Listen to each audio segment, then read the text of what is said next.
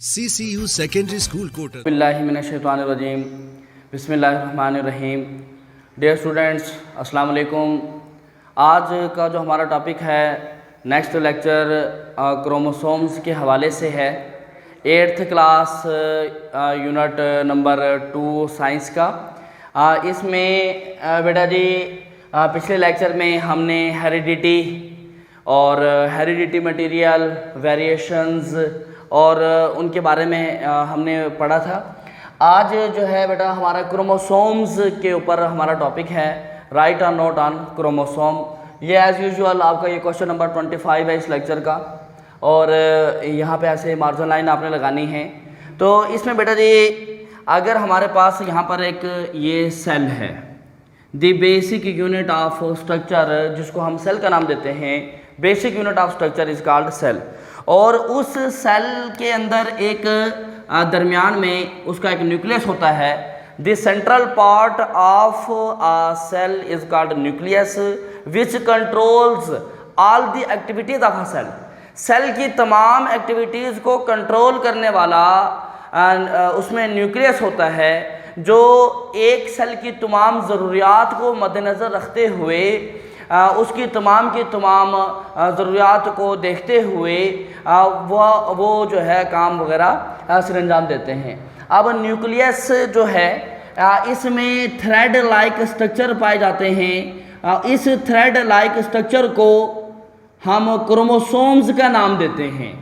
ये जो thread like structure है, ये थ्रेड लाइक स्ट्रक्चर क्रोमोसोम्स होते हैं, जो कि एक सेल के न्यूक्लियस के अंदर मौजूद होते हैं।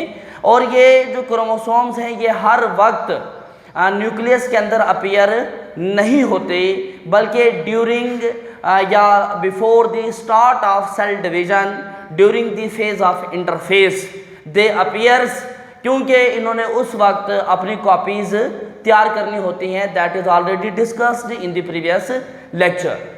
अब क्रोमोसोम्स की डेफिनेशन कि chromosomes are the thread like structure, एक ये लच्छेदार सी कंडेंस फॉर्म के अंदर क्रोमेटिन्स की सूरत में ये थ्रेड लाइक स्ट्रक्चर होती हैं, present in the nucleus of a cell, जो कि सेल के न्यूक्लियस के अंदर पाए जाते हैं।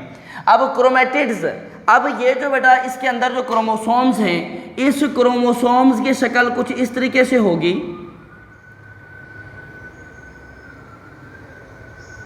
ये इसका एक क्रोमेटिड होता है और इसका ये दूसरा क्रोमेटिड होता है। यानी कि एक क्रोमोसोम की इस तरीके से शक्ल होती है, जिसमें यानी कि देखें कि यहाँ पर ये एक सूरत इधर है, इसकी एक स्ट्रक्चर इधर है, तो ये दो क्रोमेटिड्स पर मुश्तमिल होता है। एक क्रोमोसोम्स, जो एक क्रोमोसोम है उसमें दो क्रोमेटिड्स मौजूद होते हैं, और जिस जगह पर ये जो क्रोमेटिड्स आपस में आकर मिलते हैं, जिस जगह में अटैच होते हैं, उस अटैचमेंट वाली जगह को हम सेंट्रोमेयर कहते हैं। यानी कि ये वाली जो एक शक्ल स्ट्रक्चर है, ये एक क्रोमोसोम की स्ट्रक्चर है, जिसमें इसका ये वाला जो पार्ट है इसको हम नाम देते हैं सेंट्रोमेयर का।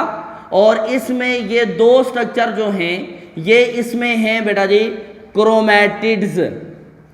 इसके अंदर ये क्रोमेटिड्स हैं, दो क्रोमेटिड्स होती हैं, जहाँ पर दो क्रोमेटिड्स अटैच होती हैं उनको सेंट्रोमेयर कहते हैं। और जो क्रोमोसोम्स हैं इनके जो कंपोनेंट्स हैं ये प्रोटीन्स और डीएनए पर मुश्तमिल होते हैं। यानी कि इनके अंदर यहाँ पर इस किस्म की एक स्ट्रक्चर होती है जिसको हम डीएनए कहते हैं, और इनमें क्रोमोसोम्स में डीएनए के साथ साथ प्रोटीन्स भी मौजूद होते हैं। इसी स्ट्रक्चर को अगर मैं थोड़ा सा बड़ा करके आपको दिखाऊं, यानी कि ये तो बिल्कुल बहुत ही बारीक यानी कि धागा नुमा होती हैं, तो मैंने तो उसको आपको बड़ा करके दिखाया है। वैसे तो ये बिल्कुल लच्छेदार से बिल्कुल बारीक बाल की सूरत में होती हैं, और आगे जो है डीएनए की इस किस्म की इनकी स्ट्रक्चर होती है। और DNA is a hereditary material, जो कि उन खसूसियात का मजमुआ लिए हुए होते हैं जिसने नेक्स्ट जनरेशन में अपीयर होना होता है। तो क्रोमोसोम्स और क्रोमोसोम्स जिन चीज़ों पर मुश्तमिल होती है वो डीएनए और प्रोटीन्स होते हैं। क्रोमोसोम्स डीएनए और प्रोटीन्स के बने हुए होते हैं। तो यहाँ पर हमारे नेक्स्ट जो डेफिनेशन आएगी क्रोमैटिड्स की आएगी कि आर्टिपिकल क्रोमोसोम के एक जो सादा जो क्रोमोसोम्स होंगे कंसिस्ट ऑफ 2 आर्म्स, वो 2 बाजुओं पर मुश्तमिल होते हैं, कॉल्ड क्रोमैटिड्स, उसको हम क्रोमैटिड का नाम देते हैं। नेक्स्ट में centromere, the point where chromatids are attached, यानी कि वो पॉइंट, वो नुक्ता जहां पर 2 क्रोमैटिड्स आकर मिलते हैं उसको सेंट्रोमेयर कहते हैं। That point is called centromere. अब चूंकि क्रोमोसोम्स में डीएनए शामिल होते हैं तो डीएनए एक हेरिडिटरी मटेरियल है, उस हवाले से अगर हम बात करें तो genes are the section of DNA molecule. ये बात मैं आपको कल कर चुका हूँ कि डीएनए और जीन्स में फ़र्क हमने अच्छे तरीके से देखा था कि genes control the expressions which have to appear into the next generation and the DNA is the set of instructions which have to appear in the next generation। DNA वो तमाम खसूसियात मौजूद होती हैं जिसने नेक्स्ट जनरेशन में जाना होता है, और जीन्स सिर्फ उन तमाम एक्सप्रेशंस को कंट्रोल करते हैं जिसने नेक्स्ट जनरेशन में 100% अपीयर होना है। तो क्रोमोसोम्स चूँकि डीएनए पर मुश्तमिल होते हैं और डीएनए पर जीन्स मौजूद होते हैं, इसलिए हम हेरिडिटी मटेरियल के हवाले से बात करें कि जीन्स जो हैं are the section of DNA molecule. ये डीएनए मॉलिक्यूल का एक सेक्शन होता है, आर लोकेटेड ऑन, कहाँ पर, आर लोकेटेड ऑन क्रोमोसोम्स, जो कि क्रोमोसोम्स पर मौजूद होते हैं। Are different sections of DNA या genes are a set of information for the development of different characters in an organisms. जो डीएनए का, ये देखें, ये एक डीएनए की स्ट्रक्चर है, तो इसमें ये इसका एक सेक्शन है, यहाँ से लेकर यहाँ तक एक सेक्शन है, और यहाँ से लेकर यहाँ तक एक सेक्शन है, यहाँ से यहाँ तक अलग सेक्शन है। तो डीएनए के जैसे सेक्शंस होते हैं, हर सेक्शन में एक खसूसियात होती है जिसने नेक्स्ट जनरेशन में अपीयर होना होता है। तो DNA is called hereditary material, इसी वजह से हम डीएनए को हेरिडिटरी मटेरियल कहते हैं। डीएनए एंड प्रोटीन्स, 2 चीज़ें आ गई, are the components of chromosomes, ये क्रोमोसोम्स के कंपोनेंट्स होते हैं। अगली बात हमारी आएगी, यानी कि ये हमारी जो है ना फर्स्ट है, ये सेकंड हेडिंग, ये थर्ड हेडिंग, ये fourth heading. Now is the time of fifth heading, number of chromosomes in general body cells या सोमैटिक सेल्स। ये मैं आपको पहले बता चुका हूँ कि हमारी बॉडी में 2 किस्म के सेल्स होते हैं बेटा जी। एक सेल होता है जिसको हम जनरल बॉडी सेल कहते हैं, और एक सेल होते हैं जिनको हम सेक्सुअल सेल्स या गैमिट्स कहते हैं। जो हमारी बॉडी में जो जनरल बॉडी सेल है, जैसे हमारे नाखूनों का बढ़ना, हमारे बालों का बढ़ना, एक बच्चा है छोटा सा है, आहिस्ता आहिस्ता उसका कद का बढ़ोतरी होना, कद का बढ़ना, ये जनरल बॉडी सेल्स में इजाफा है। That is due to the process of mitosis. Mitosis के ज़रिए उनके अंदर बढ़ोतरी होती है, तो वो जनरल बॉडी सेल्स हैं। और दूसरे जो हमारे बॉडी में सेल्स होते हैं वो होते हैं गैमिट्स होते हैं। गैमिट्स हम स्पर्म या एग को कहते हैं। अगर मेल की बात की जाए तो स्पर्म होंगे, और अगर फीमेल की बात की जाए तो एग होंगे।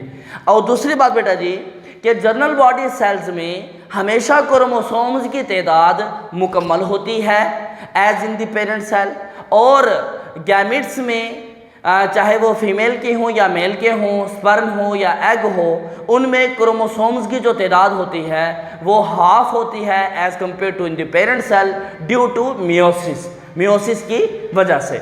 इसी वजह से बग़ैर किसी मेटिंग के नाखून हैं उनकी बढ़ोतरी हो जाती है, बालों की बढ़ोतरी हो जाती है। कोई ज़ख़म लगने की सूरत में गोश्त मुंदमिल हो जाता है, ज़ख़म मुंदमिल हो जाता है, गोश्त भर जाता है। वो अगेन से रिप्रोडक्शन का जो प्रोसेस है वो उनका कंप्लीट होता है, क्योंकि उसमें क्रोमोसोम्स की तादाद मुकम्मल होती है, मुकम्मल हेरिडिटरी मटेरियल होते हैं, और नेक्स्ट जो सेल है वो आसानी से और ऐसे जैसे पेरेंट सेल होंगे उसी के मुताबिक वो पैदा हो जाते हैं। और जो हमारे पास जो गैमिट्स हैं, स्पर्म या एग हैं, उनमें क्रोमोसोम की तादाद चूँकि हाफ होती है, इस वजह से स्पर्म के पास बज़ाते खुद कोई एबिलिटी नहीं है प्रोडक्शन की, या एग के पास बज़ाते खुद इंडिविजुअली लिहाज से कोई उसके पास एबिलिटी नहीं है कि वो रिप्रोडक्शन का प्रोसेस को कंप्लीट कर सके, आइदर जब तक कि स्पर्म या एग आपस में मिल ना जाए तब तक रिप्रोडक्शन का प्रोसेस वो स्टार्ट नहीं कर पाते। तो हमारे यहाँ पे अभी सोमैटिक सेल्स की हम बात कर रहे हैं, तो इन जनरल बॉडी सेल, हमारे बॉडी के जो आम सेल हैं जिनको हम सोमैटिक सेल्स भी कहते हैं, उसमें chromosomes occur in pair, chromosomes pairs की सूरत में, जोड़े की सूरत में जुड़े हुए होते हैं। और इन मैन ह्यूमंस में every somatic cell has 46 chromosomes, उनके अंदर क्रोमोसोम्स की तादाद मुकम्मल 46 होती है और इन दी फॉर्म ऑफ 23 पेयर, तो 46 के अगर पेयर बनाए तो 23 बनते हैं। और number of chromosome in gametes, gametes को हम सेक्सुअल सेल्स भी कहते हैं। और ये जो सेक्सुअल सेल है ये स्पर्म या एग है, स्पर्म फ्रॉम यानी कि मेल है एंड एग ऑफ फीमेल है, या स्पोर्स फॉर्मेशन प्लांट्स के अंदर होती है। तो which are formed by meiosis, जो कि मियोसिस के नतीजे में बनते हैं। स्पर्म की जो प्रोडक्शन है मियोसिस के नतीजे के अंदर बनती है, क्योंकि स्पर्म हो या एग हो ये हैप्लॉइड होते हैं, मतलब नंबर ऑफ क्रोमोसोम्स हाफ होती है। खाली स्पर्म अकेला रिप्रोडक्शन के प्रोसेस को कंप्लीट नहीं कर सकता, सिर्फ अकेला एग रिप्रोडक्शन के प्रोसेस को कंप्लीट नहीं कर सकता, ये हैप्लॉइड होते हैं, इनमें क्रोमोसोम्स की तादाद हाफ होती है।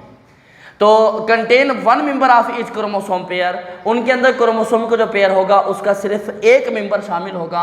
और एवरी स्पर्म हो या एग सेल हो has 23 chromosomes 1 member of each pair, उसमें हर मेंबर का जो एक पेयर के अंदर जो एक पार्ट होगा उसके सिर्फ उसमें 23 क्रोमोसोम्स मौजूद होते हैं। अब इसके बाद हमारे ये नंबर 6 में था और नंबर 7 पे आपने हेडिंग देनी है number of chromosomes in different organisms. मुख्तलिफ ऑर्गेनिजम्स में क्रोमोसोम्स की तादाद इंसानों में 46 है, मंकीज़ जो बंदर हैं उनके अंदर 48 होती हैं। सिर्फ 2 क्रोमोसोम्स ज़्यादा होने की वजह से आप उनकी शरारतों को देख सकते हैं। और कैट है, बिल्ली है, उनके अंदर क्रोमोसोम्स की जो तादाद होती है वो 30 होती है। ऐसे प्लांट्स जैसे मेज़ 20, ओनियन 16 और पी 14।